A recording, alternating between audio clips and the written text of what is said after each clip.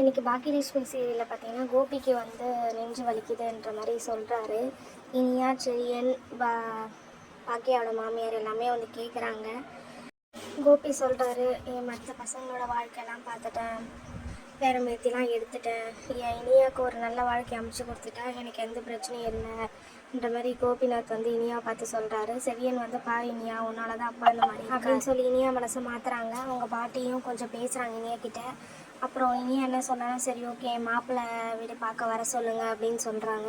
So 3 பேருமே ரொம்ப ஹாப்பியாக இருக்காங்க. சரி நான் வர சொல்கிறேன் அப்படின்ட்டு சொல்கிறாங்க. இந்த விஷயமா பார்த்தீங்கன்னா பாக்கியா கிட்டே சொல்கிறாங்க. பாக்கியா நான் எதுவும் பேச மாட்டேன், வர சொல்லுங்கள் அப்படின்ற மாதிரி பாக்கியா சொல்லிட்டாங்க. ஸோ மாப்பிள்ளை வீட்டுக்காரங்க எல்லாருமே வந்து உள்ளார வந்துட்டாங்க. செந்தில் தான் கூப்பிட்டு வராரு. செந்தில் பாக்கியா கூப்பிட்டு வந்து பாக்கியா இவங்க தான் பாக்கியா இனியோட அம்மா, இவங்க தான் இனியோட அப்பா, இவங்க தான் இனியோட அண்ணன் அப்படின்ட்டு செந்தில் வந்து மாப்பிள்ளை வீட்டுக்காரங்கிட்ட இன்ட்ரடியூஸ் பண்ணுறாரு. ஸோ எல்லாம் வந்து உள்ளார உட்காந்துட்டாங்க. உள்ளார உட்காந்தோடனே மாப்பிள்ளையோட அப்பா வரலையா அப்படின்ட்டு இனியாவோட பாட்டி வந்து பார்த்துட்டு கேட்குறாங்க. அதுக்கு மாப்பிள்ளையோட அம்மா அவர் பிஸ்னஸ் விஷயமா வெளில பேசிகிட்டு இருக்காரு, வந்துடுவார், அவர் எங்கே போனாலும் பிஸ்னஸ் தான் முக்கியம் அப்படின்ற மாதிரி இனியாவோட பாட்டிக்கிட்ட சொல்லிகிட்டு இருக்காங்க மாப்பிள்ளையோட அம்மா. ஸோ அப்புறம் பார்த்தீங்கன்னா அவர் பேசிகிட்டே மாப்பிள்ளையோட அப்பா வந்து வெளியில் ஃபோன் பேசிட்டு திரும்ப பார்க்குறாரு. ஆல்ரெடி தெரியும்ல நம்ம பாக்கியா வீட்டுக்கு தான் போகிறேன்ட்டு. ஆனால் அந்த இடத்துல பார்த்தீங்கன்னா பாக்கியா ஷாக் ஆகி பார்க்குறாங்க. இவர் ஏன் இங்கே வந்தார், இவருக்கு இவங்களுக்கு என்ன சம்மந்தம் அப்படின்ற மாதிரி கொஞ்சம் கன்ஃபியூஷனாக பார்க்குறாங்க. அவரே மாப்பிள்ளையோட அப்பாவே பார்க்குறாரு. ஸோ அப்போ தான் பார்த்தீங்கன்னா அவர் ஹாய் அப்படின்னு சொல்லிட்டு உள்ளார வராரு. மாப்பிள்ளோட அப்பா வந்து உள்ளார ஹாலுக்கு என்ட்ரி ஆகுறாரு. செடியன் அவங்களுக்கு பார்த்துட்டு ஹாய் சொன்னோடனே செடியன் அவங்க பாட்டியும் பாக்கியாவை அவங்களுக்கு ஆல்ரெடி தெரியுமா அப்படின்ட்டு மாப்பிள்ளோட அப்பா கிட்ட கேட்குறாங்க. அவங்க ஓஎஸ் எனக்கு தெரியுமே, ஆல்ரெடி ஒரு பிஸ்னஸ் விஷயமா நான் பாக்கியா மேடம்கிட்ட பேசியிருக்கேன், அதனால் தெரியும் அப்படின்ட்டு சொல்லிவிட்டு அவர் போய் கம்முன்னு உட்காந்துடுறாரு. ஸோ உட்காந்தோடனே எல்லாமே கலந்து பேசுகிறாங்க. ஸோ எங்களோட ஃபேமிலியை பற்றிலாம் தெரியுமா அப்படின்ட்டு பாக்கியாவோட மாமியார் வந்து அவங்க அப்பா கிட்டே கேட்குறாங்க. மாப்பிள்ளையோட அப்பா கிட்ட கேட்குறாங்க. எனக்கு தெரியும், அவங்க 2 பேரும் கணவன் மனைவியும் பிரிஞ்சு வாழறாங்க தெரியும், பசங்களுக்காக ஒன்று சேர்ந்து பசங்க லைஃப்காக ஒன்றா இருக்கணும் அப்படின்ற மாதிரி இருக்கிறாங்கன்றது தெரியும் அப்படின்ட்டு மாப்பிள்ளையோட அப்பா சொல்கிறாங்க. பரவாயில்ல, டைவர்ஸ் ஆனாலும் பசங்களுக்காக ஒன்று சேர்றாங்க அப்படின்ற மாதிரி கொஞ்சம் ஆச்சரியப்படுறாரு. எல்லோரும் உட்காந்து பேசிக்கிட்டே இருக்காங்க. மாப்பிள்ளை மட்டும் இனியாவை பார்த்துக்கிட்டே இருக்காரு. இனியாவை கூப்பிட்டு வாங்கன்னு சொன்னோன்னே இனியாவை கூப்பிட்டு வந்து உட்கார வைக்கிறாங்க. எல்லாருக்கும் வணக்கம் சொல்லமான்னு அவங்க பாட்டி சொன்னோடனே வணக்கம் சொல்லிவிட்டு இனியா வந்து உட்காரா. இனியா உட்கார்ந்தவுடனே மாப்பிள்ளை வந்து இனியாவே பார்த்துக்கிட்டு இருக்காரு. தனியாக பேசணும் அப்படின்ற மாதிரி பார்க்குறாரு போல்.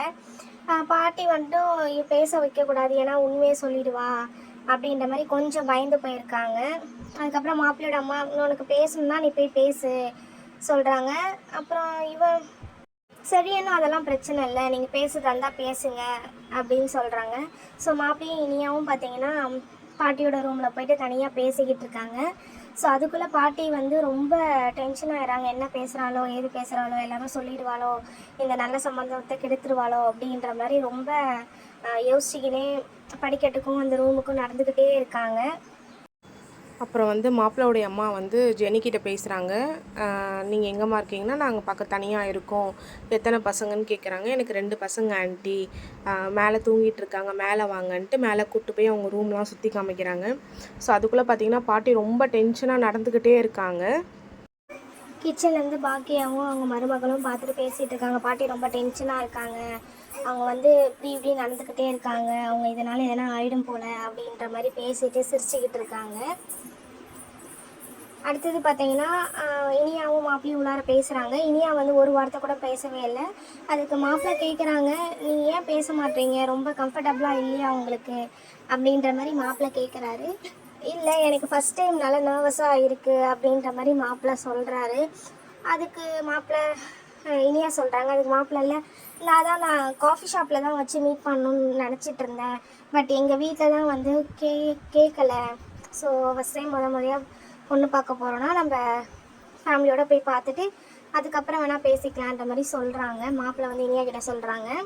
இனியா சைலண்ட்டாக இருக்கவே நெக்ஸ்ட் டைம் நம்ம வந்து காஃபி ஷாப்பில் மீட் பண்ணலாமா, உங்களுக்கு விருப்பம் இருக்கான்னு கேட்கும்போது இனியா வந்து ஓகே அப்படின்ற மட்டும்தான் சொல்கிறா, வேறு எதுவுமே பேசவே இல்லை.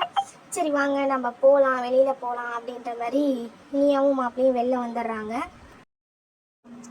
ஸோ 2 பேருமே வந்து பேசிக்கிட்டே கொஞ்சம் சிரித்த மாதிரி மாப்பிள்ளை வெளில வராரு. ஸோ அதை பார்த்தோன்னே தான் பார்த்தீங்கன்னா பாக்கியா அவங்க மாமியாருக்கு வந்து ஓரளவுக்கு வந்து ஃப்ரீயாகவே இருக்காங்க. ஓகே எதுவும் சொல்லலை அப்படின்ற மாதிரி கொஞ்சம் ஃப்ரீயாக இருக்காங்க. சிரிச்சுக்கிட்டே அவங்கள பார்த்துக்கிட்டு இருக்காங்க. ஸோ அதுக்கப்புறம் பார்த்தீங்கன்னா மாப்பிள்ளையும் பொண்ணும் வந்து வெளியில் வந்து அங்கே போய் உக்காரலான்னு போகிறாங்க. ஸோ போனதுக்கப்புறம் பார்த்தீங்கன்னா பாக்கியாவோட மாமியார் பார்த்தீங்கன்னா சிரிச்சுக்கிட்டே வந்து கொஞ்சம் மன நிம்மதியாக இருக்க மாதிரி வந்து பார்க்குறாங்க. ஸோ இதோட வந்து இந்த எபிசோடு வந்து முடிஞ்சிருச்சு. எபிசோடு முடிஞ்சிருச்சு. ஸோ இதுக்கப்புறம் நமக்கு ரெகுலராக வந்து பாக்கியலட்சுமி எபிசோட் நமக்கு வேணும் அப்படின்னா நீங்கள் சப்ஸ்கிரைப் பண்ணிக்கோங்க. நான் ரெகுலராக வந்து ஹெச்டி இமேஜ்லேயே உங்களுக்கு அப்லோட் பண்ணுறேன். ஓகேங்களா? ஓகே கைஸ், பாய். மறக்காமல் சப்ஸ்கிரைப் பண்ணிக்கோங்க. உங்களுக்கு இந்த சீனில் பிடிக்கல, வேறு என்ன சீரியல் வேணும் அப்படின்னா எனக்கு கமெண்ட் பண்ணுங்கள். தேங்க்யூ.